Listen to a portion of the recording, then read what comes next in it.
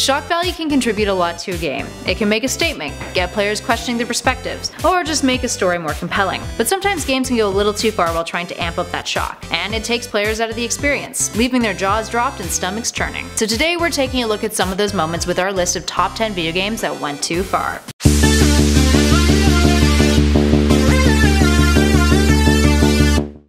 Number 10 is GTA 5 Torture Scene. Starting off this list, let's take a look at Grand Theft Auto. Rockstar has a bit of a history releasing controversial games, and yeah, sometimes there's moments in those games that can be pretty shocking. Grand Theft Auto 5 was no exception. The game, while being critically praised, did get a lot of heat for a few particular moments, the biggest being the torture scene, in which players as Trevor play a mission called By the Book, in which you torture a man in order to find a terrorist's whereabouts. This includes beating him with a wrench, waterboarding, electrical shocks, and pulling teeth.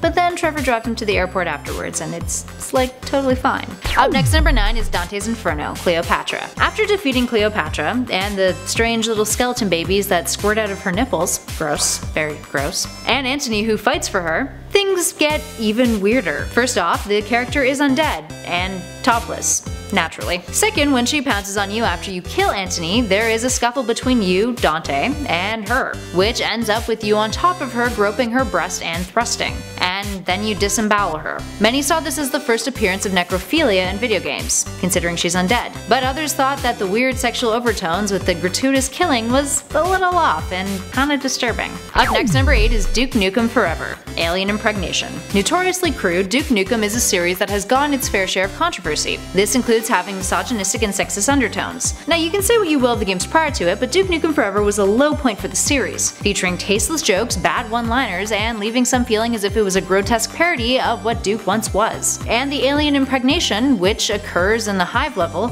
definitely isn't helping that image much. Duke finds a pair of naked twins who have been impregnated by aliens. You can choose to either kill them and put them out of their misery, or let them give birth, which also leads to their deaths, all while you crack tasteless one-liners. Up next, number 7 is Fear 2, Alma Gets Pregnant. Fear 2 is filled with lots of unforgettable graphic moments, but one of the more controversial ones is how things go down with Alma towards the end of the game, the little girl antagonist of the game, and your character Beckett. So Alma decides that she wants children, and forces herself onto you, impregnating herself. While it's not overly graphic, you end up experiencing hallucinations while it's happening with faint moaning in the background, while it's still rape. Her raping you, that is. Up next, number 6 is Call of Duty No Russian. Gun control is a hot topic, regardless of what side you stand on. So when a video game forces you to help a group of terrorists shoot up an airport full of civilians, well, you can imagine the kind of response that had, even though it doesn't happen on North American soil in the game. For Modern Warfare 2, the player on an infiltration mission can choose to not open fire, but regardless you're forced to move at a casual walking pace while the other gunmen shoot down the people in the airport, and eventually the police.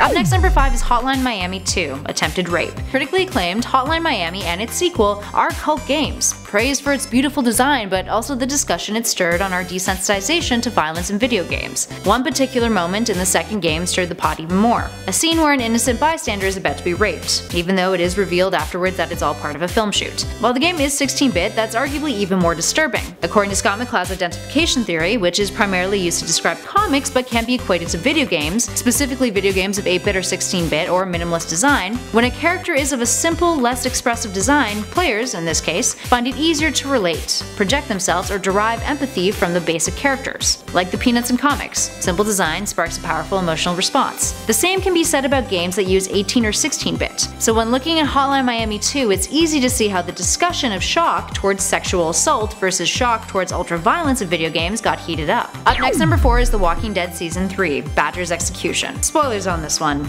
Actually, there's a spoiler in the title too there. Sorry. The Walking Dead is no stranger to gruesome violence. It's pretty much expected at this point, which is why when a particularly detailed and gross moment that goes beyond even some of the stuff we've seen in the comics goes down, well, it can be a tad shocking. Or more than a tad. In Season 3 of the game, the character Badger has many ways he can potentially die, yet all are still pretty gross. Up next, number 3 is Dead or Alive Extreme 3. A PlayStation VR game, Dead or Alive Extreme 3 lets players grope a female avatar while she says, I quote, "I don't like it." She pretty much refuses consent. The game received a ton of press about the controversy. with some critics even saying that it promoted rape culture. Moving away from sexual assault and into gratuitous violence, in at number 2 is Outlast Whistleblower: The Science Experiments. Outlast is a terrifying game. It's got a lot of gruesome elements to it, including body mutilation. Yay! So naturally, its DLC Whistleblower had to one-up it. Occurring when Walrider first starts causing chaos at the asylum and all the prisoners have broken free, including one named Eddie Gluskin, who is hunting you down to make you his wife, some major gross goes down. You play a man in this game, might I add. So Gluskin has been mutilating other male prisoners' genitals, trying to turn them into his bride before killing them. It's a whole new level of gross body mutilation. In video games, that is. And finally, in at number 1 is Rapeplay. A Japanese point-and-click erotic 3D game, Rapeplay is a game where you play a man who stalks and rapes a mother and her 2 daughters. One of the daughters catches you groping a woman on a train, which then leads to your arrest. So you start stalking them with the intention of raping them for revenge. It's disgusting. And I won't get into details because it's pretty gross. And naturally, it's been banned from multiple countries. No surprise there. Play something with violence. Go play Grand Theft Auto. It's like way better. And there's strippers. With consent. Well, that was heavy, guys, wasn't it? Let us know in those comments below which moments and games you've played crossed the line for you. And if you guys want to hear about more games that went too far, let us know in the comments below. We'd love to do a part 2. Hopefully it will be less dark and depressing. In the meantime though, make sure you hit those like and subscribe buttons or check out one of our other playlists, like our most popular videos playlist. But for now, thank you guys for watching. I've been Kelly Pally and this has been Top 10 Gaming. I'll catch you all in the next one.